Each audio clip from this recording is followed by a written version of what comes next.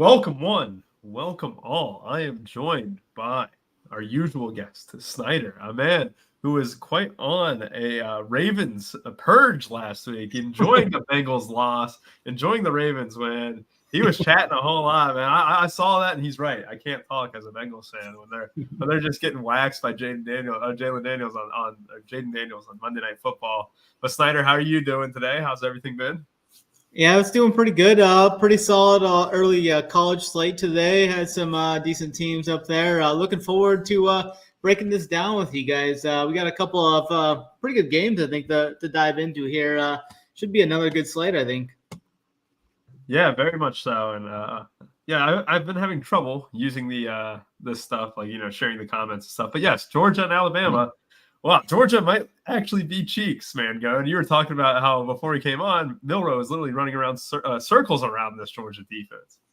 Yeah, it's a tough scene for the Georgia Bulldogs. Maybe they're lucky this year that 12 teams get in. I'll say that, or however many it is. I think it's 12, but it's early. We'll see what happens. We're obviously rooting for Bama. If you don't have any actual money invested, which I don't, I'm rooting for Bama for Wiley, but hopefully they can get the job done. But yeah, you gotta close the door though. But we're here to talk NFL. There's college football on. I gotta do my college football tags while we're on the show for the night slate as well. So if I get distracted, Rubio, my apologies. I'll be doing that. Yeah, I rule with an iron fist here. That is very clear. I mean, Snyder can attest to that. Drew not being here, I think it's because he's tired of the iron fist, really. But he'll be back next week. Van Goen obviously filling in. Great to have him. Yes, if you are unfamiliar with why we are cheering for Bama, if Bama wins, which they're up 28-7 and driving the ball right now, I think Wiley, what is it, 117,000 is the winning bet. So yeah, definitely big Bama fans here at Run Pure Sports. But like you said, we got a massive NFL slate to get to. The last slate of NFL games without any teams on a bye week. So another 12-game slate. You also have 2 on Monday Night Football as well. So it'd be similar to last week's timeline. There's a whole lot of narratives at play here. You got Andy Dalton in a revenge game against the Bengals. That was my first thought when I saw this slate. You have with the Colts with Anthony Richardson taking on Justin Fields, with everything around the Steelers, where I'm tired of the Arthur Smith praise, where they're calling Arthur Smith a genius and stuff like that. But we have a bunch of games to get to. The first one we are kicking off, though, is Rams and Bears. When I look at the ownership here, Snyder, 26% owned for Kyren Williams is the projected ownership. And then no one else is above 5% really at all. This game is almost a set it and forget it in terms of Kyren Williams, and then everyone else. The Bears defense gets a little bit of buzz. Am I missing anything here, Snyder? Obviously, the Roschon Johnson thing is pretty huge in Chicago as well. Yeah, I actually kind of may have a different take in this game. I actually am going to play some Caleb Williams this week. I think he's a solid cheap pay down option there. We've seen a lot this year. QBs just haven't been putting up many points, so I've been spending down a lot. And last week, Caleb Williams did fine. I mean, he threw for over 300 yards. Gets a good matchup here. Scored 23 DK points last week. 5.6K. I think this is another solid landing spot for him. A short home favorite here in this spot. And I like to pair him up with a DJ Morris, 6.7K. And then the rookie there, Roma Dunze. I'll be throwing him in there some too. He finally got in the mix last week. Caught 6 of 11 targets for over 100 yards. Got in the box one time. I think we can see more of that. I mean, Bears fans are definitely hoping to see a lot of that coming in the future with the Caleb Williams, Roma Dunze combo. But I think you could double stack it here, even with those two. So I'll be playing a decent amount of Caleb Williams doubles. I mean, DJ Moore's been right there the last 2 weeks, 10 targets both games. Just hasn't gotten in the end zone yet, but is coming. I think this stack can actually pop off and kind of be a little sneaky under the weather one. Maybe I know some people are going to go to Kyren. I mean, Kyren's handling like all of the workload for the Rams. 86% snap rate. He's carrying 78% of the carries, I think. So he's definitely the second best bell cow, I think, as far as or maybe he's number one as far as snaps for the bell cow report there. So I think Kyren's fine. I do like the Bears defense a little bit, though. I think I don't know if I had them wrote down for one of my mismatches. No, I don't think so. But definitely looking at the Bears defense some too. I'm going to be off of this Rams team as a whole, I think, in this game. Yeah, and when you look at the Rams schedule, obviously week 1 gave up 26 against the Lions in overtime, 41 against the Cardinals, a huge Purdy game last week to Jawan Jennings and stuff. This secondary is gettable. I think the thing that's scaring people away, Mangone, is Keenan Allen being back in this mix, and I think it's causing a little bit of concern for DJ Moore or for Rome Odunze, where, yeah, I think last week showed the talent. Both of them can obviously get there and stuff, but Keenan Allen kind of throws a wrench into that mix. I really like what Snyder was saying about maybe stacking Caleb, and it's not going to get too much ownership. I definitely think it'll be higher than 1%, like Saber is suggesting with their field lineups right now. But that does seem like a decent stack against a defense that's been really unimpressive this year, right? I'll let you cough real quick, and then I'll lead into you now. Perfect. And yes, my background is not real. I'm sitting on a couch, so this is not real. It is a white couch, though, just like the background actually. So I never know. But no. So I agree with you. Like Caleb Williams will not be 1%. That will not happen. I will take all my money off of DraftKings and bet it on the over on the 0.8%, just because. I mean, it's gonna get steamed a little. Now, what's the definition of steamed, right? Like it's is it 12 games, Rubio? 12 games slate? 12 games, yes. Quarterbacks don't really get owned at this point. There are 2 quarterbacks that will have ownership. It'll be Daniels and Kyler. Those will be the 2 highest owned, and I think their ownership will be between 30 and 40% altogether. And it depends what contest you're in, right? Like a softer field probably won't get up to 40. Some of those single entry stuff will get to. So, I mean, 11 other games, so 22 other quarterbacks are going to have between 60 and 70% of the ownership. Like it's just going to be mixed and matched. So I'm not that worried about it. I understand the reason for wanting to play Caleb Williams. Their run game is garbage, right? Because their run game is struggling. You could definitely make a case that they're going to throw the ball a lot more. I know, Rubio, you love Roschon Johnson. We'll see what happens with the Roschon experience, but it's the offensive line is like the key, right? And that offensive line just isn't good. So they're dropping back and passing a lot. I think you just have to look at the price tags on some of these guys, and you can take stabs on them. My biggest concern is I just think there's better spots on this slate. Like, I don't want to get overexposed to this game. Like, I'll probably play like, I don't know, like maybe 20 to 50 in that Millie Maker. And like, I'm okay with a little bit of Caleb and a little bit of the Bears. I just want to be cautious with how many I play. I don't think it's a spot to shove on them. I don't think you want to be extremely overweight. Sure, DJ Moore is a good play. Rome Odunze and Keenan Allen. You can make a case for all of them, but I don't want to get too overweight. I think it's just the perfect spot to be slightly overweight or with the field. The Rams side of the ball is not a spot that I'm getting really much exposure to. The only guy I really have any interest in is Kyren Williams, and it's mainly just a volume play. The guy gets so much volume. He is going to be 25% owned, though. For me, I'm just not excited about this game. I'll leave the Roschon Johnson talk to you, Rubio. Like, I don't hate the idea of Roschon, because if you want to talk about the build for this week, like Roschon is not in that tier of guys being built like with, so it's going to like flip the build in a different way. So I think that's an interesting aspect to the Roschon Johnson builds. So the funniest thing about Roschon is I touted him in week 2 for Showdown, and he ended up playing one single snap that wasn't special teams. And then in week 3, he gets 10.2 fantasy points. If you haven't heard, sounds like Roschon's actually going to be the guy in this backfield for week 4. That doesn't mean that DeAndre Swift isn't going to play. His rushing prop went down from 40.5 to 33.5, and I still think there's value on the under, but I do think he'll still get a roll. So I don't want to go too crazy with that. Obviously, those 7 yards did matter a lot, but I expect Roschon to lead the backfield. He's 4,100. He's really cheap. I would only do it if it gets you something. But, yeah, I'm with you. I'd rather target the passing game for the Bears, and then kind of when you look at the Rams side, it's important to note that these wide receivers are all kind of priced up. Like Demarcus Robinson's 5,100, Tutu Atwell 4,800. Like those are the 2 guys who are going to play. Then obviously Johnson and Whittington are 4,500 and 4,400 too. That's pricey for roles that aren't guaranteed. From a props perspective, I really love this game, but for a Millie Maker talk, it's the Bears passing game, like you were saying, Snyder. I could see myself stacking that up. And if you did want to run back, it would be Kyren Williams. And I think we can safely move on to the game in Indianapolis. The Pittsburgh Steelers with a healthy team total. This one's surprising. They are actually, what is this game? A pick 'em, or is it Steelers still favored? But it's like a 1.5 point spread or something like that in the Steelers' favor.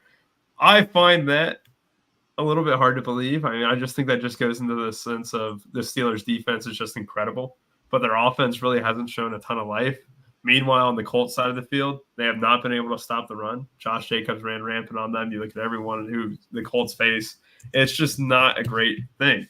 Mangone, when you look at this game, what can you expect, right? I can expect two things. A really slow paced game with probably it would be one of the first games over with. And two, with Jalen Warren out, is Najee Harris at 27% ownership good chalk? I don't really like it. Yeah, it's a good question. Like, so for one thing, I don't know how many cash game people are watching, but I think playing Fields with Najee Harris and cash is kind of wrong. I know that could get pushed based on projections. You could get both of them. I just think that's wrong. I think it's wrong in tournaments as well. I don't mind Justin Fields in tournaments. I don't think Najee Harris is a bad play, but my issue is I just like Chuba Hubbard more, like in that range if I had to pick. Yeah, not your Miles Sanders review. Mr. Hubbard is way better.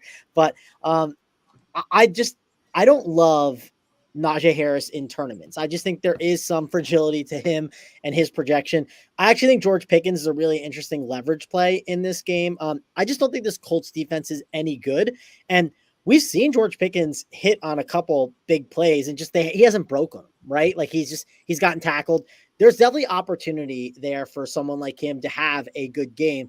But again, this is not a game I want to be super exposed to. Like, honestly, the Indiana side of the ball, I will probably have no one. I probably won't have anyone on that side.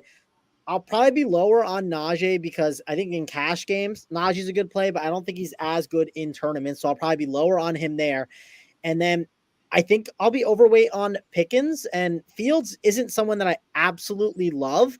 But if you are doing that cheap quarterback construction because you just naturally gravitate towards that build because you want to get a lot of studs in your lineup, I think he's perfectly in play.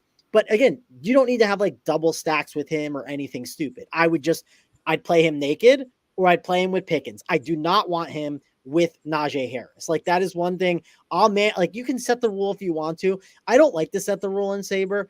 I don't play 150 lineups. So I personally feel like I can manually comb through the teams, click on the hourglass on Saber and be like, hey, what do the Justin Fields teams look like?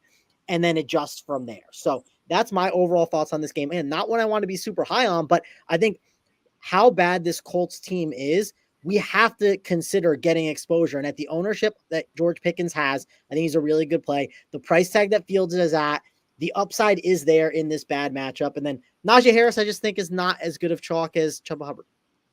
Yeah, I'm with you. And I also see a little bit of a Cordero Patterson mention too. My thing with Cordero Patterson and Najee Harris is I do think that there's going to be a significant a workload for Cordero too. So this kind of takes into Najee if he's going to get a big load or not. I just think that Cordero might have a little bit more of a factor than people may realize. Snyder, what do you think?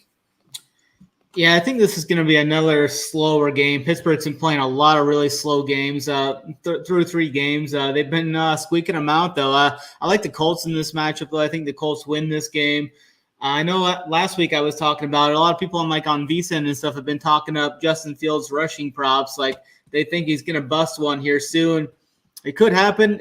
They are playing in a dome here, so that definitely probably is a slight bump up to him there. But I kind of like the Colts side here. I think the Steelers are going to come back to reality a little bit here. I think this is going to be like a really bad game for fantasy-wise. Like, I could see this game being like 13-10 or something like that. I think Pickens is a solid option there at 5.7K. The Colts have struggled against receivers so far this year. He's been close. I'll have Pickens in the pool. I think I'm going to be off of Najee Harris in tournaments again. I think he's kind of lining up. I think he's a better play than Akers was last week, but I think he's still kind of in that same mold. If you want like 7-8 points, play Najee, unless he falls into the end zone. But I could definitely see him getting like 18 carries for like 75 yards in this matchup and scoring 7.5 points or something in around that range of outcomes. So I'll probably be under on Najee in tournaments. If I play cash, he'll probably be in the discussion for sure. I know he's going to be probably even in tournaments. I bet he'll be 20-25% owned in some spots, maybe even upwards of 30% in some single entries and stuff. But yeah, I'll probably be off Najee in tournaments. I kind of just don't really like anything in this game because I think it's going to be a really slow game, and there's way better spots on this slate to target than to get too exposed to this game, I think. Yeah, my favorite thing to play on Sundays is, oh, look, the Steelers game ended before or after 3:45. And when Herbert and Fields, I think, completed the first 18 passes last game, that game was at halftime when games were almost starting the second quarter. So you really just get extremely slow games, especially if Fields is completing those short passes, which they have been doing all season. That just creates a terrible game environment. I'm with you. Why would you want to go anyone against the Steelers defense, right? Like Colts-wise, there isn't really a receiver that I would want because, well, we know how much they spread it around. And with Josh Downs there, he's 4,600. He's fine. But I don't know what their long-term plan is with a guy like A.D. Mitchell, who barely played last week. Does that change this week? You never know. And I'm with you guys in the Steelers. Harris is fine. We just saw Mixon run for 100-something yards, 160 yards in week 1. Josh Jacobs did the same thing in week 2. Obviously, they played against the Bears last week. They weren't able to do that. But you do have those high upside games from guys who, well, we might have thought were dust before in Mixon and Jacobs. So Najee could kind of fit that bill. Let's go to a really gross game. I guess it's not gross. I got to stop thinking that the Jets is gross because Aaron Rodgers is back. It's actually joyful to watch it. When the Jets were on primetime TV last year, it was terrible. But this year, it's actually fun. You get Breece Hall, who's projected to be the most chalky option in this game at around 21%. You have Jets defense there in second with low double-digit ownership for them. You have Garrett Wilson and the Broncos defense, and then really it just kind of drops off. No one really popping off this game in terms of wide receivers or quarterbacks. It's just Breece Hall and the Jets. Snyder, what do you think about this one? Yeah, I think this is a good spot to continue to start targeting or continue to target Breece Hall, kind of just jam him in there as one of the running backs. He's got such a good floor. Hasn't really popped off much this year, but he's just been kind of average, I think, through 3 games, and he's scored 18, 24, and 19 DK points in the 3 games. The pass game usage is right there, keeping him upwards, but he's yet to rush for over 65 yards in a game. Has just been kind of middling there. He scored in every game, but just hasn't really had the breakout game yet. Against this Broncos defense at home, I think this is a spot where we could see him kind of break one open there and kind of hit that closer to that ceiling. I think he could go approach for like 30 points in this game or so, but Breece Hall will be a guy I'll try and get in there as much as I can. I'm going to be off the Denver side here. I will play some. I think I might try and jam in some Tyler Beatty in some like large field tournaments and stuff. He's priced at 4K, like the min right there. I think they're going to try and work him in more. I've heard some coach speak about him. He was a stud at Missouri last week. He averaged almost 8 yards a carry on his 9 carries last week, 9 for 70. He's got some hands out of the backfield. He can catch some passes too, as we saw in the preseason. He had 5 catches in the preseason out of the backfield. So I think Tyler Beatty, or however you say his name, is a fine option. I don't really want to target any of these receivers. Lazard's kind of popped off a couple of times. I mean, Garrett Wilson's got the upside. I just don't see myself going there, especially against Patrick Surtain, if he's going to be kind of locking him up as well. So it's kind of just Breece Hall and the Jets defense probably for me here. If I would spend up, I hate spending up for defense. This is so variant. But if I did, I think the Jets are definitely a good example there with Bo Nix on the road here.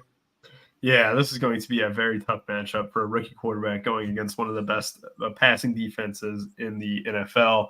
Mangone, Braylon Allen has kind of been taking a little bit larger of a role than I would have thought through 3 weeks. Does that kind of interfere with Breece Hall's upside in your eyes, or are you just kind of like, well, Breece Hall is going to get 70% of the touches, and if Braylon Allen's touchdowns in week 2 were a fluke, I'm cool playing Breece Hall anyway? Or are you actually concerned that could be a trend moving forward? I still think Breece Hall's fine. My problem is I just don't I like penning up for a lot of receivers more so. And it just depends if you want to flip that build like that. Like, I do think he's going to get some ownership, but the build is going to lean on some of these like mid-tier or cheaper running backs. So I don't think Breece Hall is someone that, you need to jam in, but I also don't think he's like a guy I'm going to like fade, right? Like if I get 10 to 15%, I'm fine with it. I'm not Don't think that's crazy. One thing I will say, I know this is the off the chalk show, but Snyder just did the light my money on fire segment with Tyler Beatty. That was Rubio did that on Sunday Night Football with Roshan Johnson. Like, listen here, Tyler Beatty might be a good play in a week or two against the Jets. If I lose to Tyler Beatty, Snyder can ship the Millie and have a good time. And Snyder, I did give you some credit, and I pulled up the quotes just to see what was going on. And it did sound like they were saying how, he's a quick decision maker when he hits the holes, and even the offensive linemen were talking him up. Would you take like 10 to 12 points from him? If he got you 10 points at 4K, would you take it? I would take it. But my problem is this dude is projected for 2 DK points, like literally 2. Like, you recommended a guy that's projected for 2 DK points, and I just can't get bad. I mean, so like Snyder, I think those plays make a lot more sense on like these like bye week slates. Like the one thing I've kind of stressed a little bit, I think, over the past like couple weeks is like, people want to overstack on these slates. And I think overstacking is wrong right now because we just have too many games. I understand there's uniqueness to it, but we have too many games and too many plays where it hasn't made sense to me. I don't know. The data could say otherwise. Maybe someone in the chat can say, oh, Millie Maker winners have been overstacking. This might be something Rubio knows better than me, but I just think there's too many combos right now where I think the overstack is not the move. And this is a game I want to make sure I stay pretty far away from. All I really have interest in is Breece Hall. I'll get a little bit, but again, I'm probably not going to be overweight on him. And then if I get some Garrett Wilson, great. But he's one of those guys that could easily, I could kick out of my pool because I understand the matchup is really tough. And there's another receiver that I might want more exposure to as I keep diving deeper into the slate. And I just think this is a great fade game. Yeah, I'm kind of with you. Fade it for the most part. Jets defense would be like my number one. I think they are a very good chance to really make life difficult for Bo Nix. Let's go ahead and move on from that game. I was looking for Beatty props, actually, and they didn't have any posted. But I was with you, Snyder. I did see that coach speak. It's still a 3-headed backfield, even if you add Beatty. I can't believe it. Dive into the Broncos-Jets showdown slate, right? Play the showdown slate. Yeah, well, I also looked at that, and the problem is, like, there's no studs. Like, outside of Aaron Rodgers, Garrett Wilson, Breece Hall. Well, I guess there's studs. Real quick, if you did want a 4K running back, you also have Roshan, who's guaranteed to have a workload, though. Like in the earlier game, he's only 4-1, right? Like, just for an example, right? I'm just saying, if you were like snooping down that low. Let's go ahead and move on to the Saints and Falcons. Right now, it's Bijan who's projected for the most ownership in this game. Actually, him and the Falcons defense. The Falcons defense is 2,600, which that seems a little high. I do think that will be much lower than that. The Saints have been rolling. This is an indoor game. There's a lot of good defensive spots out there. I don't think the Falcons are going to be mega chalk at defense, but I do think they'll be a little bit popular because people will be wanting to spend down. Then on the Saints side of the ball, Alvin Kamara is projected for a little bit of ownership. It's definitely not chalk at around 7-8%. I think that'll be a little higher than that too. But really, like, we know what we get from the Falcons here. We have a clear target tree. Kyle Pitts still sucks. And then on the Saints side of the ball, you don't really have that very clear target tree. And you also have the status of Chris Olave up in the air, which is the biggest news to monitor. Mango, how are you approaching this game? Yeah. The Olave stuff is huge, right? Like, I do think that's something I want to really, really monitor here. I think he ends up playing, but of course there's going to be a lot of news on this slate that we're going to be waiting on. I do think this is a pretty good game for some of these Falcons. One, it's a dome game. I don't feel the need to stack this game up. Another thing I've been keying in on is not wasting my quarterback shares on just ones that I think are not in the games that have the potential to pop. And I don't see the potential to pop as much in this game. Maybe some of you guys disagree, but I really don't love the pop potential for it. Kirk Cousins, so I won't be playing him. Derek Carr, I doubt I'll be getting to him either. I do want to buy on the Saints offense, so there is a chance late I push him in there, but I doubt I will. Bijan Robinson is someone that I think is a really good play up top at 7.4K. I don't love him as much in cash games. I like him more in tournaments, but I just think the upside is really strong there for him. If for some reason we do happen to get no Olave, I don't think it just all slides to Shaheed. That's definitely one big point that I think a lot of people are going to start pushing on Shaheed, and I think I want to push on Taysom Hill. I think that's where I'm going to make my adjustments because, sure, Shaheed is going to get opportunities, but they'll definitely bracket him. And this just gives the opportunity to move Taysom Hill around. Now, one thing I'll wait for tomorrow is I know he was injured last week. Let's see. I think he'll be fine. I don't think there'll be any limitations or anything like that, but we'll double check and make sure tomorrow. But I think if Olave's out, I do think it helps Taysom Hill. And for his price tag at tight end at 3.8K, I just think it's hard to argue with. So they put him in the slot. They'll put him in the backfield. And honestly, if they get up in a grinded out division game with Alvin Kamara banged up too, they'll certainly put him back there and start establishing the run. So I think this could be a game that gets a little bit uglier. And then last guy I'll mention is I did notice some like interesting stats on Drake London that I had read versus this defense. You probably have better stuff on that, Rubio, but it sounds like Drake London is in a pretty good spot here. So I don't mind London, Bijan, Taysom Hill. Those are the main guys I'm looking at in this game. Yeah, it's interesting. I was not expecting, Taysom Hill to be like your main guy, but it makes a lot of sense and stuff too. I mean, but Olave has to be out, Ruby. I want to make that clear. Yes. If Olave's in, I don't like him as much. Keep in mind, tight end is a bad position. I still think we can take some stabs at it, but I think if Olave's out, they will use him way more. Yeah, and it sounds like Hill's going to be it. And Cedric Wilson, who you think would be maybe the direct backup to Olave, right? Like a guy who would play a ton. He's also questionable. Didn't practice yesterday. That's very concerning here. Snyder, what are you doing with this room? Yeah, I think this is a spot where we kind of see the Saints. They got out to a couple of early games where they looked good the first couple of games, kind of came back to reality like some thought they would last week. I think this is another spot where they just are outmanned. I think the Falcons are going to come into this game, and I think they're going to impose their will and actually win this game pretty comfortably. I like the Falcons in this spot. I like Bijan Robinson. He's been due for like a monster game. It's been somewhat close the last couple of weeks.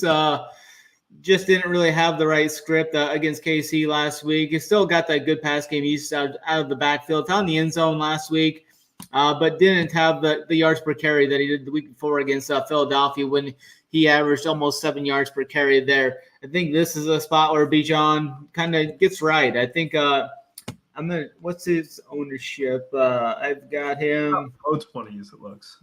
Yeah, right around low 20s. Yeah, I think he's a better spot than some of those other guys getting more ownership. So I'm going to be on Bijan. I like the Falcons defense as well. I like paying down for some of these defenses in the mid 2Ks. So the Falcons defense is definitely going to be something that I get myself into. I love the Bijan Falcons defense, little correlation there against Dusty Carr. I think Carr comes back to reality again this week.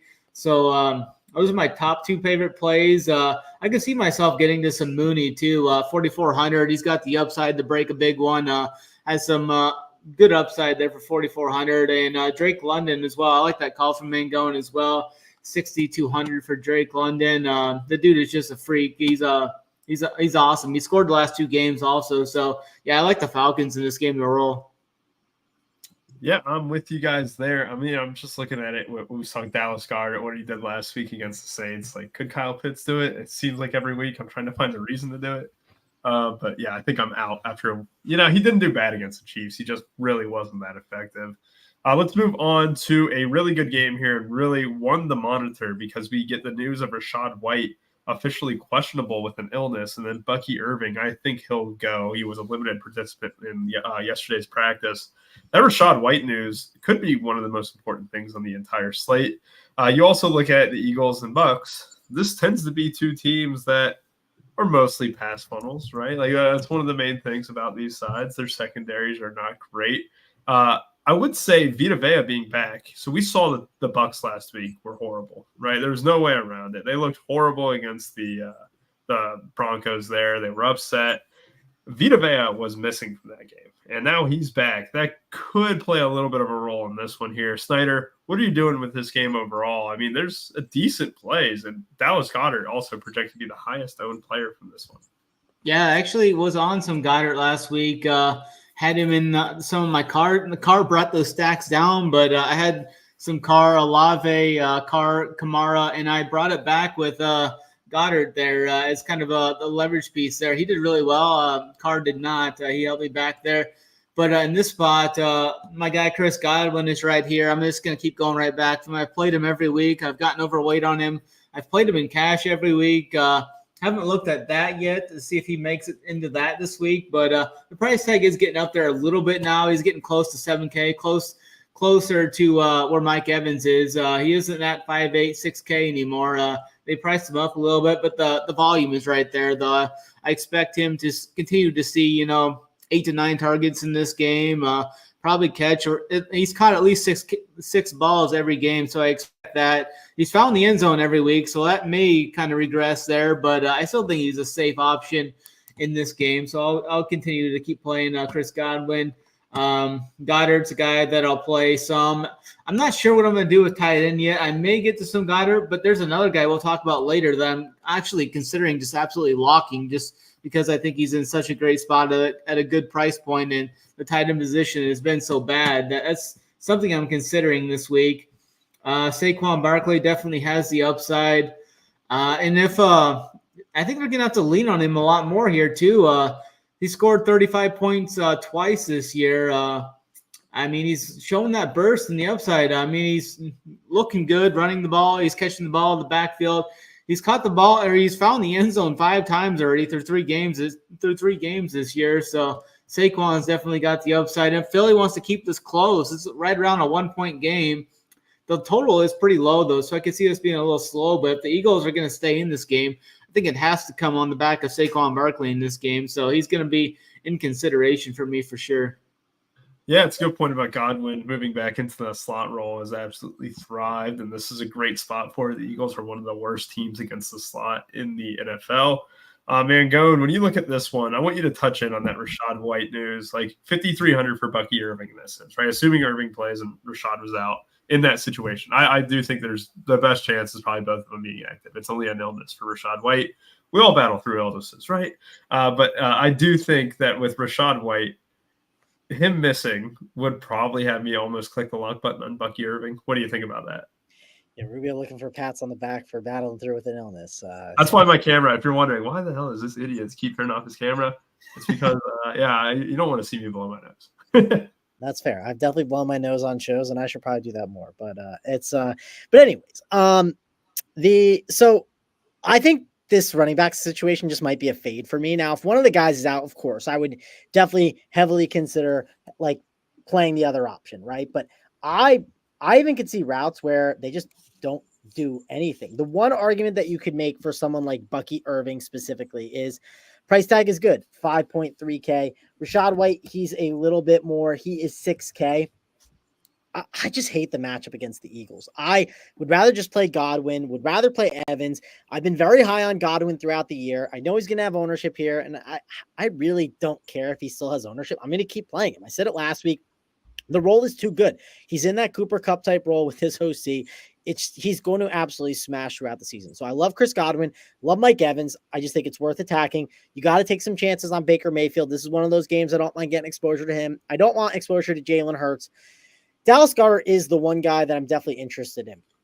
The thing I did want to ask you that I was really curious about, because I thought I heard you say, is Vita V in or is he out for this game? He is going to be in a limited role, it looks. Okay, yeah, he was. I read he was on.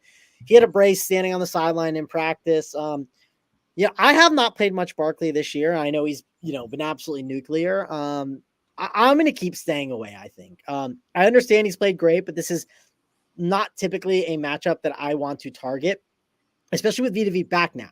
Like if he wasn't there, I would be way more interested in it. If it kind of sounds like he's trending more downward, not going to get that many looks, then I will be more into it. But when he is in there, he's a very vital piece to this line. And so that will keep me off him. If I hear that it's the other way, I'll keep some Barkley in. But that's a really key thing for me. But I do like Dallas Goedert. Definitely going to be a tight end that you can get exposure to.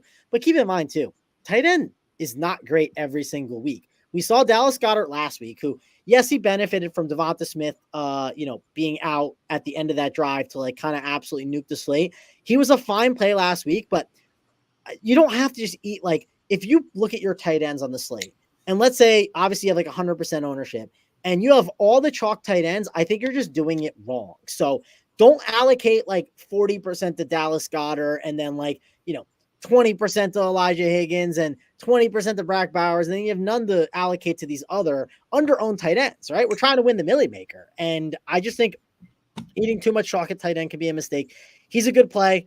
You can play him in your buck stacks, but I don't want to be overexposed because I want to take shots on some other tight ends that we'll get to in a little bit.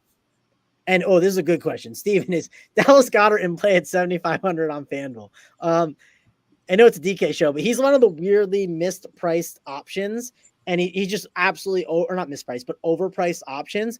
He'll be way lower owned. So I think if you have the salary relief, it's not the worst idea. But one thing I'll note, when you do project him, I would say if you really want to play him, over project him and then see how much you really get of him, because you might not get that much. Like, try to figure out, if I project him for 15, am I getting him? Like, where's this threshold where it starts going higher and higher?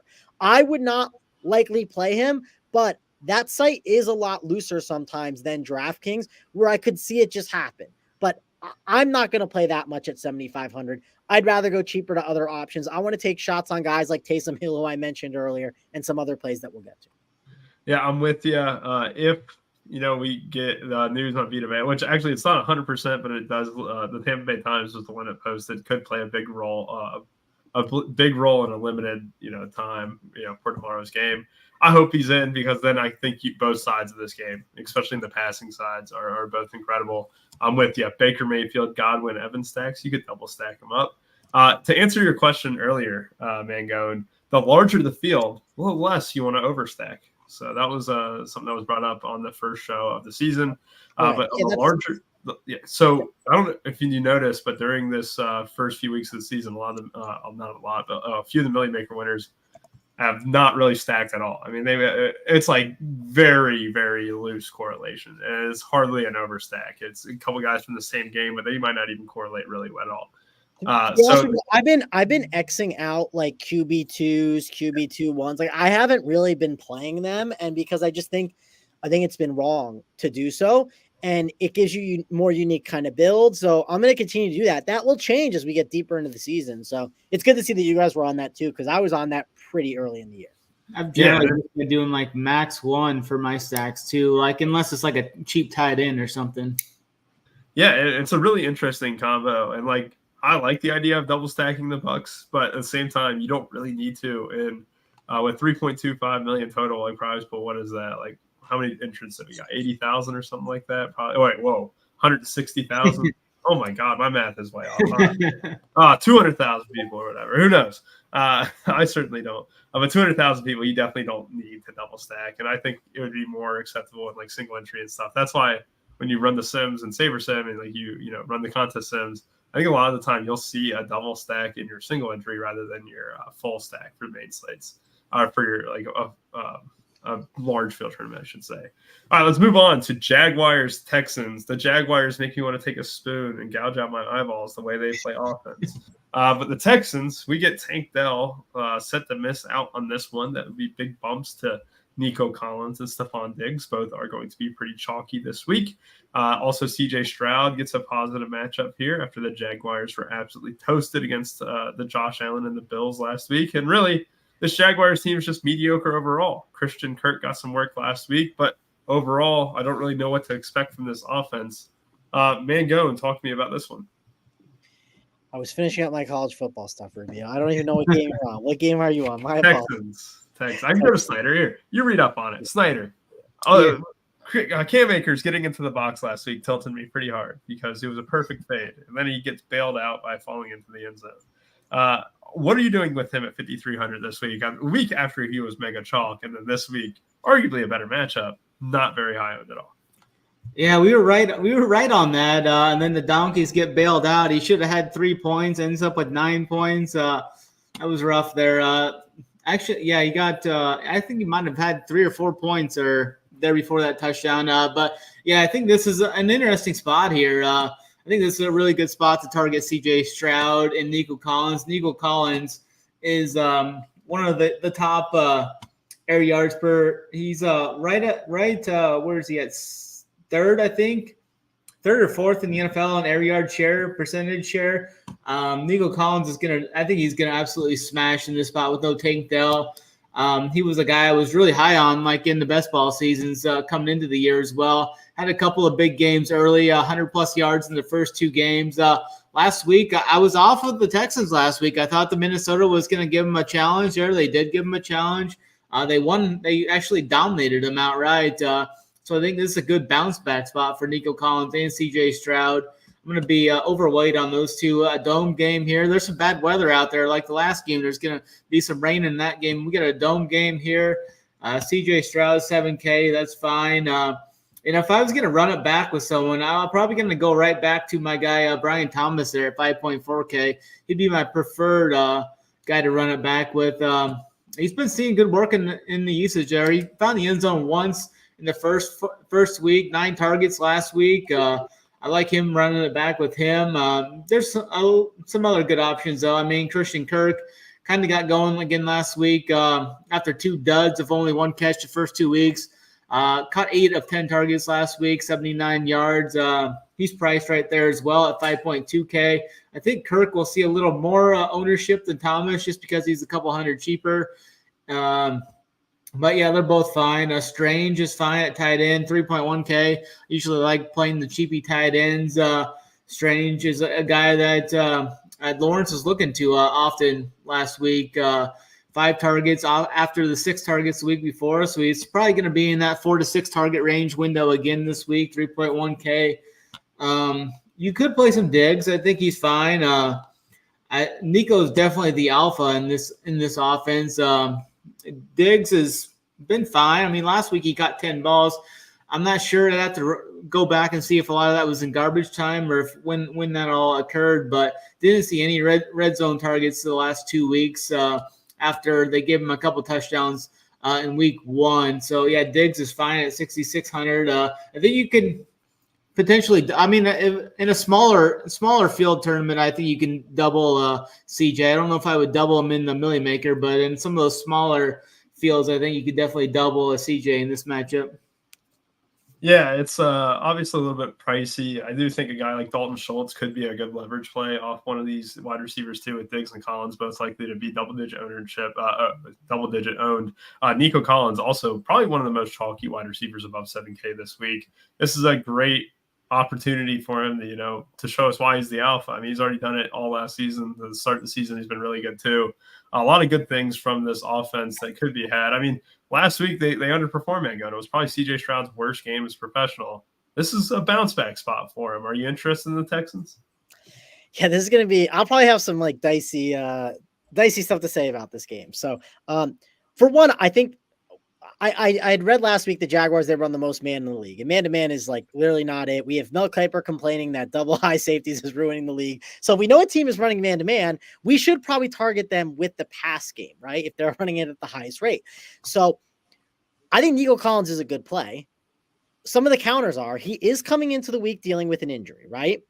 They are also, because of how bad this Jaguars team is right now, they're likely going to be in a leading script. He's also the highest owned receiver on the slate. There's also another high owned receiver that I'd probably rather play, and another receiver in that range that I want to get well overweight on that we'll get to. And for me, I just am going to be lower on Nico Collins. If you look at the projection, it's like Nico's going to be high. It's going to be around like 19. And then Stephon Diggs is like 3 points below, but the ownership is probably going to be a 3 times difference. Now, SaberSim disagrees. SaberSim currently has it at 18% on Nico Collins and Diggs at 9%. I kind of think that turns into like 24% and maybe 8%. That's my read on it. And I think at triple the difference, I would rather be a little bit higher on Diggs. Doesn't mean I won't have any Collins, but I want to be lower on Collins so I can be higher on other receivers that we will get to. I think it's a very important point. And also I think they're going to run the ball a lot if Joe Mixon's in there, right? So if they're up, they're going to be doing that for sure. Again, Nico's a great play, but you got to take a little bit of stance here. It's going to be worrisome. If Nico rips an 80-yard touchdown, I'm going to obviously not be super happy. Maybe I'll have him in my cash games, but it won't be good for my tournaments for sure. But as we keep moving along, I want to talk about the Jaguars because I do think they're in a good spot. I talked up Sam Darnold a lot last week.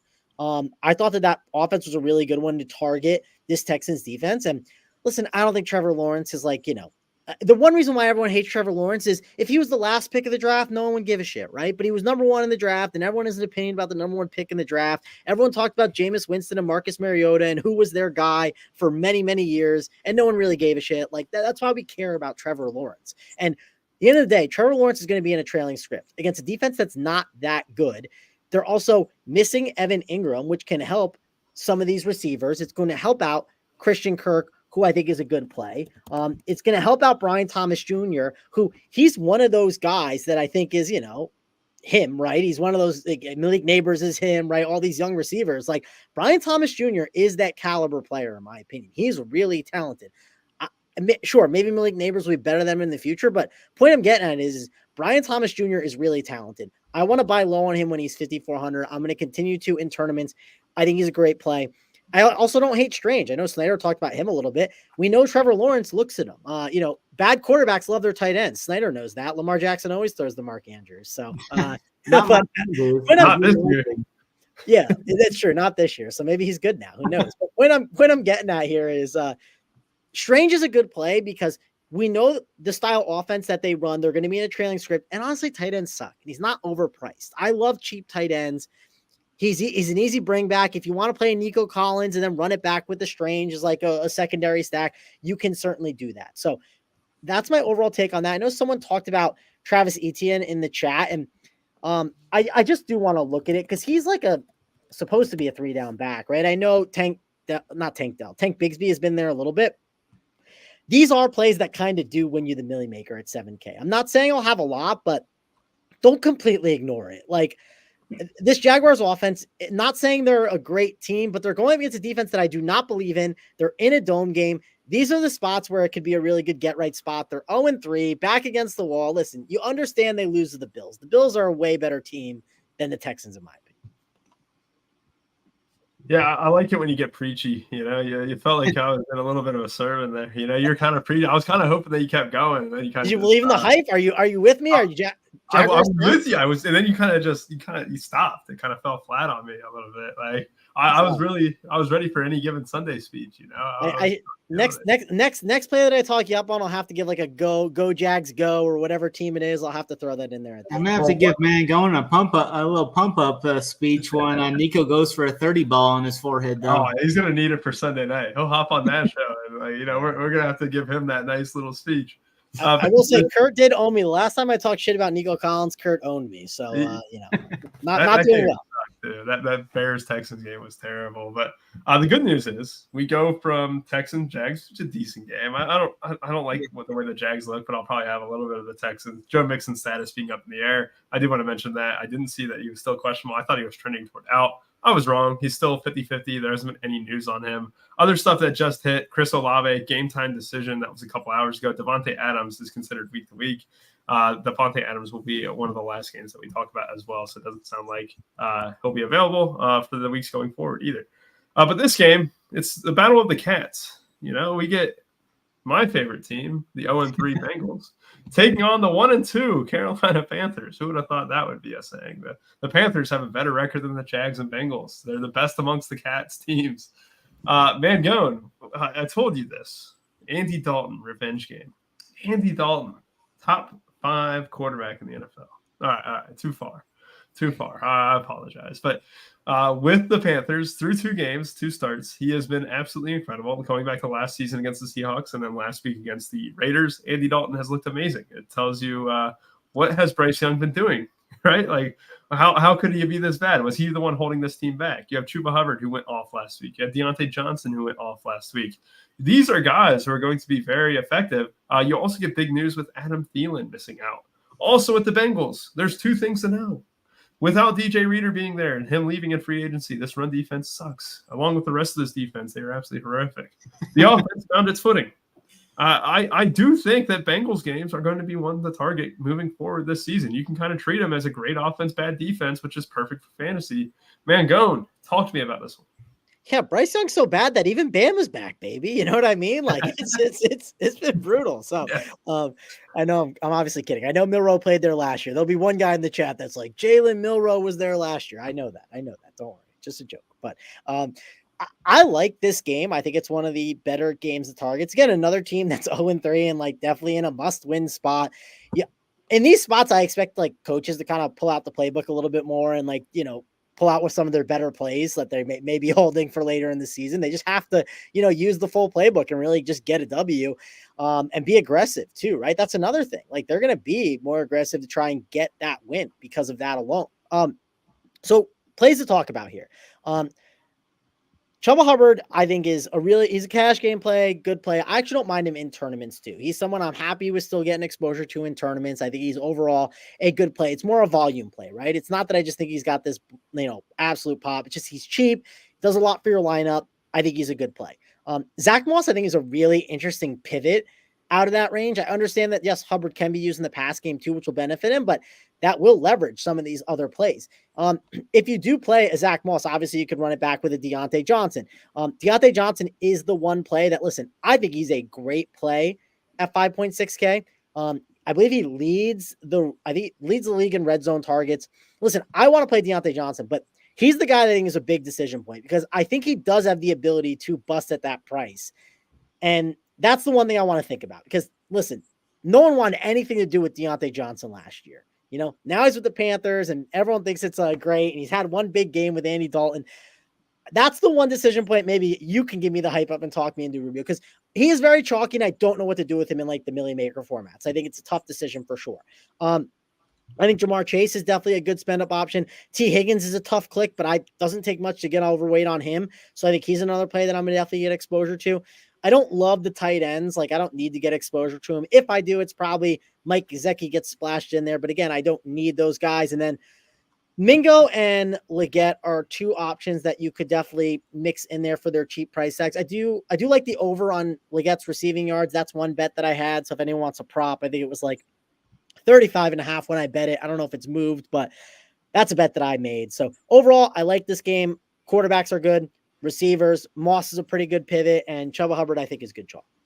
Yeah, Deontay Johnson is Q tag, though. Yes, he's questionable, but he was a limited participant, and we can expect him to give it a go tomorrow at the very least.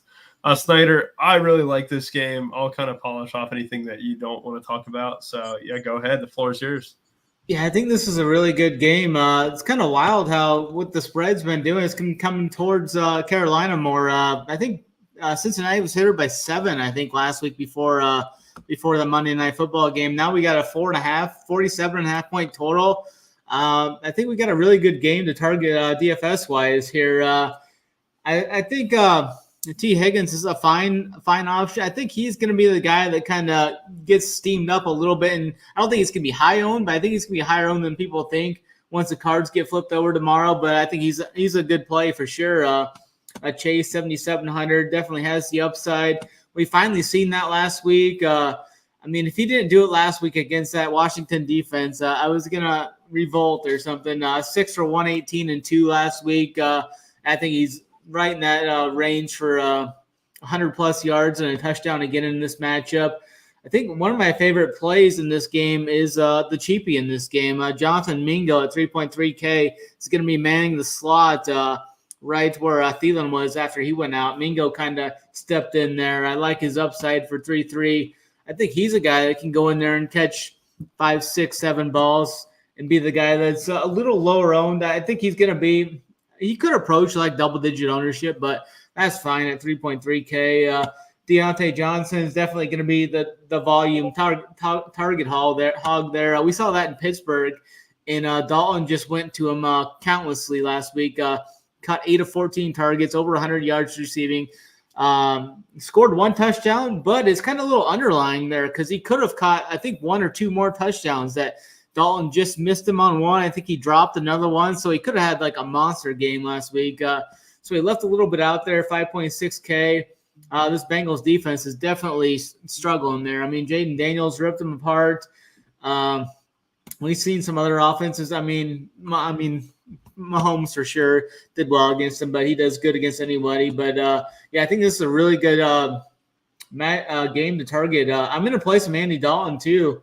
I think I'm going to be more so on the passing game though. I think Chuba Hubbard had his ceiling game last week. I'm gonna sell off that 30-point game. That was the best game he's ever had in his career. I mean, there's a couple of games last year where he had 20 points, but we saw last year quite a few times he had 20 plus carries in about 5 or 6 games and only scored about 12 points in those. So I kind of think his projection is fair, like right around 14 or 15. I just don't see the ceiling for him again in this spot. I like the passing game more from Carolina. So if Chuba is going to be in the low 20s, I'd rather play some of the other guys. I think so I'm going to be a little lower on Chuba. I think Zach Moss is like a good tournament play. I don't think he's going to see much ownership. He got in the end zone last week again after he did in week 1 as well. Where is Zach Moss? Yeah, it'd be about 10%, I think. He's seen some pass game work too last week, 5 catches. I think he could be a nice little direct leverage in this game from at least half the ownership of Chuba. But my favorite play in this game is Jonathan Mingo, though, at 3.3K, stacking him up with the red rifle. A big Mingo guy. He's actually one of my top owned wide receivers in best ball, man. You would never believe that. No, it's true. He's got a lot of buzz. The fact that Thielen is injured is fortunate for him, but he's his reception prop is 3.5 right now with juice on the under. But I do like that for a low A dot play. The problem with the Bengals, though, and this is where like the thing happens, right? Everyone's kind of catching on, right? We're 3 weeks into the season. Everyone has these thoughts about teams. Well, if you think the Bengals run defense sucks, you're right. Like there's just no way around it. That's why I'm on Hubbard. Like I can't watch this team through 3 weeks. They made Ramondre Stevenson look like the absolute goat. Pacheco had a big day, and then obviously on Monday they let Eckler and Brian Robinson get into the end zone a couple times. I just think Chuba Hubbard is a great play, and you're also going to get that check down upside too. Which I think he had 5 catches last week, which is no fluke. He's definitely the bell cow there. As long as this ball is moving, he's going to be fine. My problem with comparing anything to last year, Snyder, is like Bryce Young could have been that bad to where you just throw out any data and it's under a new coaching staff. I'm like, and like that's part of the thing too, where you're just like when I'm looking at these Carolina Panthers, this is why I was high coming into the season on them. I didn't know it was Bryce Young that was so bad. But like last year's coaching staff was bad, or maybe it was just Bryce Young. And now in this situation here where if you have a chance to buy on them, I mean, sure, they might be a little bit chalk and stuff, but I could see myself doing like maybe not having a quarterback in the Millie Maker, but doing like Hubbard, Mingo and Jamar Chase from this game, right? Like somewhere it's a little bit of a mini stack where you're still getting a lot of exposure to this game and one that you hope to have, 8-9 touchdowns in it, because I do think that's possible, very possible. Do you guys think Sanders is going to see around 40% of the snaps again next week as well, or this week? My favorite running back in best ball other than Roschon Johnson. No, I'm really hoping he gets traded. I do hope that Brooks comes back soon. I do think that they want to split up that work, but also the sense Miles Sanders saw 31 snaps last week.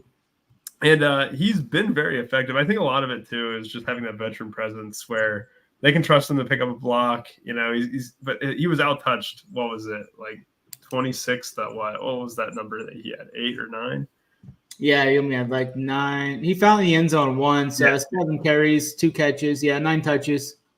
Yeah, so 26-9 there too. Yeah. So it's still the touches that matter. And I do think that Miles Sanders will play a lot, but I don't think it's going to endanger any of Chuba Hubbard's touches in that sense.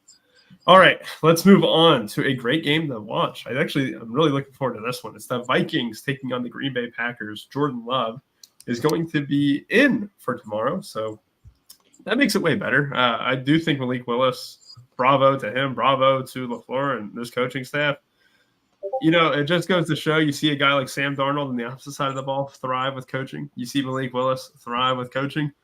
These are 2 well-coached teams and one that I think that we get a good game of, Snyder. And outside of like ownership-wise, I don't love Josh Jacobs if he's projected to be high-owned with Jordan Love coming back. Like I think Emmanuel Wilson is very much a threat to his carries. And last week was not a fluke. I know Jacobs got hindered a little bit early on in the game and stuff, but the way LaFleur talks about Emmanuel Wilson and wanting to use multiple backs is nothing to scoff at. And I do think that Josh Jacobs being a little bit of chalk because maybe it's because of, workload security or whatever. I don't love it, but I do like Aaron Jones on the opposite side of the ball. Revenge game. We all know that. Justin Jefferson projected for double-digit ownership, Packers defense, and then really none of the Packers receivers are really threatening ownership at all. A lot of that has to do with the fact that it's such a large room, Snyder. What do you think is the move for this game? Yeah, I think this is a good spot to target Aaron Jones in that revenge game. He's going to be running angry in this matchup. He's caught 5 passes in the last 2 games as well. You look at what Green Bay has done to the position. They have gotten a little better each game, but I mean, they started out with the absolute worst. I mean, they gave up 38 points to the Eagles, and then 21 points to the Colts the next week, and then 16 to the Titans last week. So they've been kind of getting gashed a little bit by the RB position. I like Aaron Jones in this spot. I think he'll be probably around the low teens to possibly like 15% or something like that ownership-wise. I think this is a great spot for him. He's definitely a good spot. Revenge factor in the carries right there. I mean, he's only playing about 38 to 40 snaps a game, but I mean, he made those all count last week. 19 carries, 100 plus yards, 5 catches in the passing game, 46 yards receiving, and a touchdown. So I think Aaron Jones is definitely going to make it count in this game for sure. Close spread in this game too, so it should be a good back and forth game here. So Aaron Jones is my favorite in this game. If I had to go to someone, Jaden Reed is the guy that I think it's trending that Love is going to play last I seen. And Jaden Reed was the guy that he looked to the most, I think. Week 1, he had that big game, 4 for 138 and 1 against Philly. 6K flat's fine for him.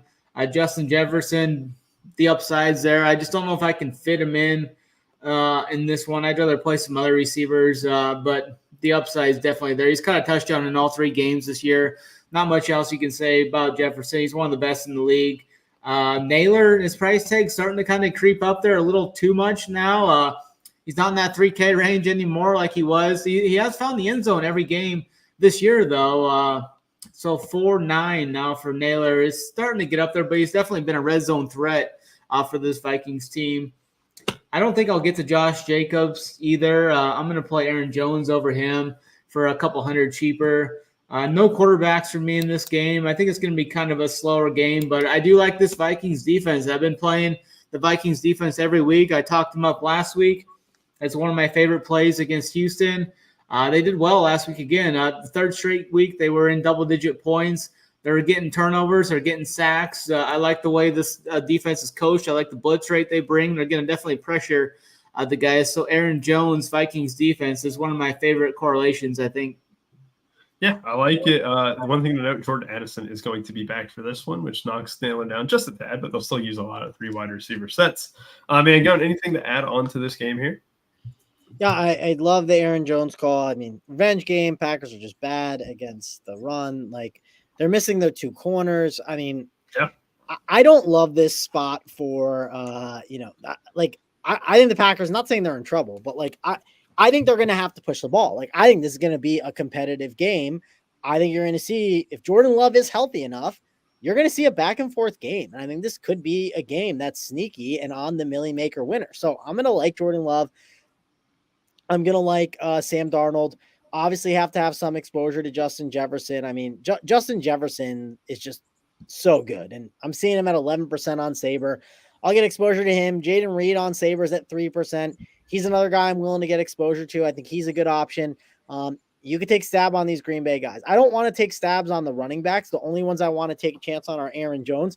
I'm in agreement with you guys. I know how Matt LaFleur works. If Rubio was back there tomorrow, he'd be getting like 20 to 30% of the workload. So even with the sickness. So I just think overall, you got to like this game in tournaments. Love Aaron Jones, like the Minnesota passing game with Sam Darnold, and, get a little sprinkle, as they say, right? A little sprinkle of Jordan Love in that Packers receiving game with Jaden Reed. Yeah, big fan of Christian Watson too, but Jaden Reed was the one who caught that long pass from the slot against the Eagles that was just housed from like 80 yards, which is one of the longest touchdowns of the season. I'm glad that we get Jordan Love. Kevin disagrees with you, by the way, but he's got the Vikings avatar, so I don't know if he's throwing us off. Maybe it's actually Kevin O'Connell. It is Kevin O'Connell, definitely. You should have seen his comments earlier. He's in here every week and stuff. He said he plans on running Aaron Jones heavy tomorrow. There you go. I got to get this one up here. Yeah. I have 30 carries planned for the Aaron Jones revenge day.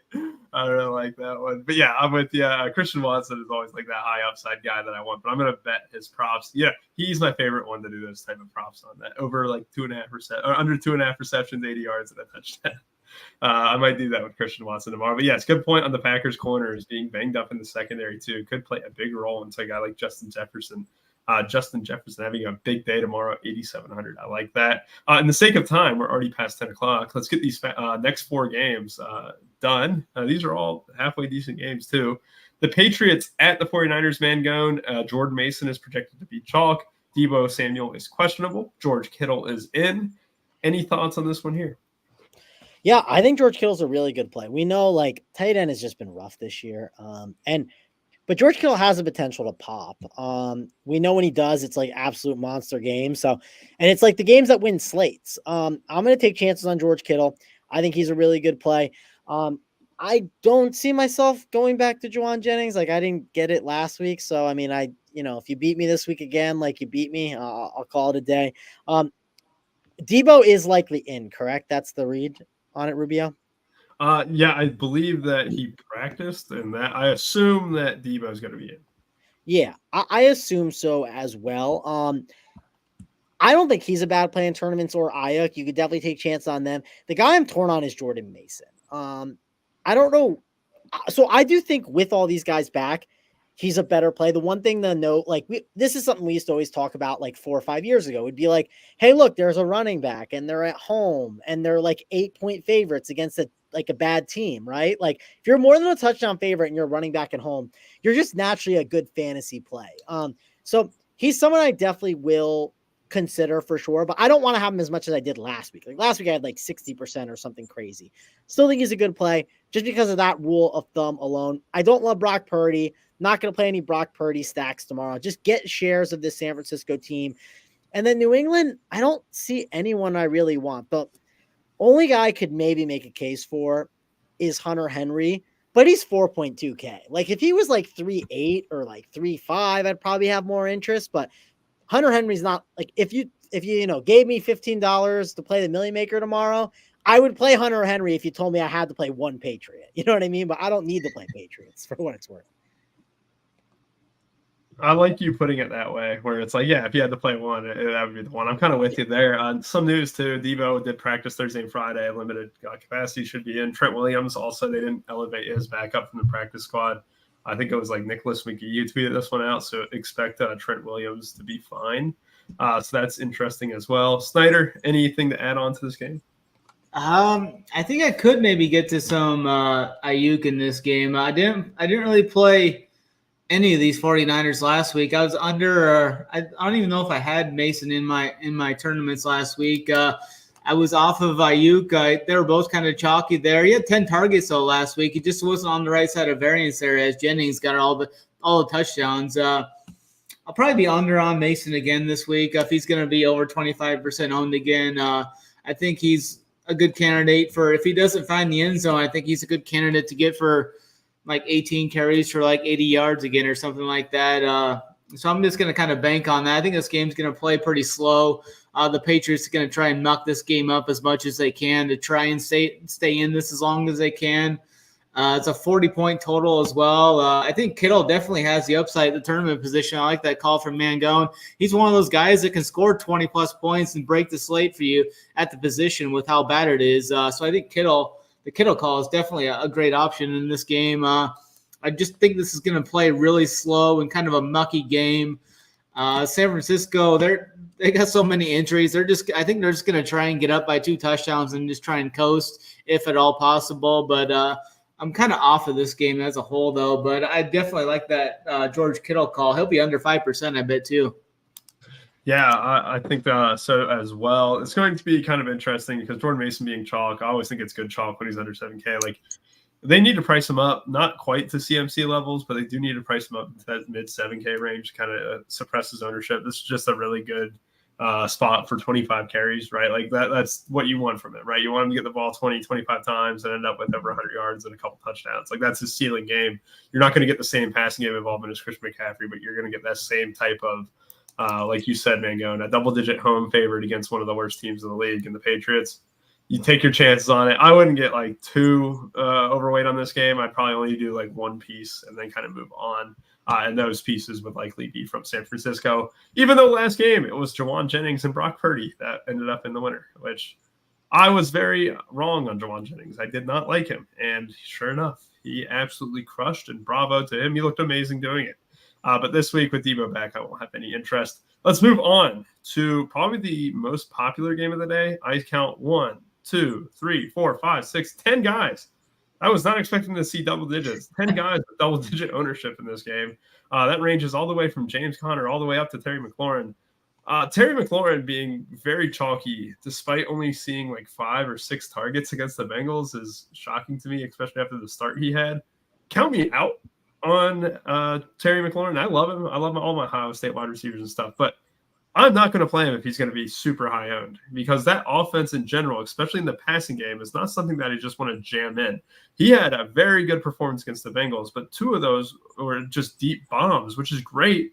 But it's not something I really want to bank on, especially when someone is mega chalk. I'd rather do that on a lower owned play. Snyder, I'm going to start with you here. I mean, out of all these chalky options, including like Michael Wilson and stuff, both quarterbacks are going to be very popular too. What's your plan to attack this one? Are you planning to be overweight, underweight, or what type of stacks are you looking at?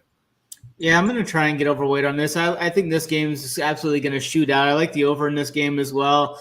I think there's so many paths to this game. A lot of pieces in this game, finding the ways to optimal lineups in both the million maker and single entry fields. I think I may try and get overweight on like a guy like James Conner. I think he could be one of the lower owned guys. I actually think Marvin Harrison isn't going to be as popular as people think with that high price tag. I think he'll still be like in the mid-teens to upper teens, but I don't think he's going to break 20. So I'm going to try and get overweight on Marvin Harrison. The upside there against this atrocious pass defense is I think we see another game similar to what he did in week 2 and what Jamar Chase did last week against this Washington defense. So I'm going to be overweight on Marvin Harrison. I'll probably be off of Terry McLaurin as well. If he's going to be popular, I don't think I'm going to get there. I'd rather just try and find some other pieces there. I've just never really been a McLaurin guy. I know there's those 2 or 3 games a year where he has 20-plus points that kind of nukes me, but generally he's in the teens, so that's not going to hurt me if he's in the teens again for this game. So probably be off of McLaurin. I think Michael Wilson's fine. Dortch is fine. Some of those values there. Dortch should probably see 5 to 6 to 7 targets possibly in this game. Just another guy to have in the player pool there. He had 6 targets last week, 8 in the first week. Luke McCaffrey is even a cheapie you can play in this. I think I'd play Luke McCaffrey maybe in like the million maker or something. Hasn't really popped much yet, but he's had 3 catches in a couple games. I can see him catching like a slant route and taking it to the house for like the million maker or something at 4K flat with their Jaden Daniels stacks to kind of get a little different. No one's going to play him, I don't think. Elijah Higgins is the guy I'm contemplating on just almost locking. I think he's underpriced. I think he's going to see a good role here. I mean, if he gets 5-6 catches in this game, I think he's almost near like the best tight end play on the slate. I'm not sure what his props are. I haven't looked at those, but I think I may even take the over on some of his props there. I think he's going to catch 4 or 5 balls in this game.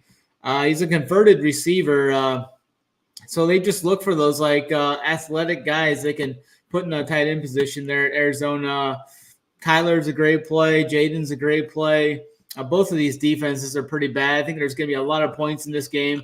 And I do like Brian Robinson as well with no Eckler. I think Robinson is going to, at 6.1K, he's going to kind of crush in this spot.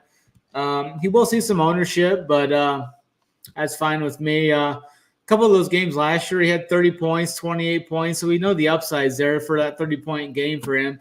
And Arizona has been getting crushed against RBs this year as well.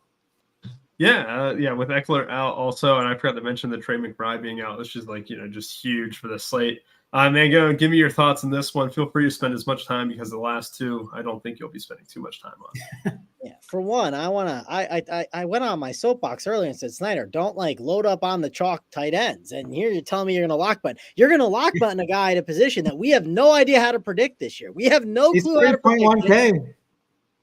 I get it, but hear me out. I have someone else that you can lock button. Snyder, you want to hear me get on my soapbox and sell you? You already like Marvin Harrison.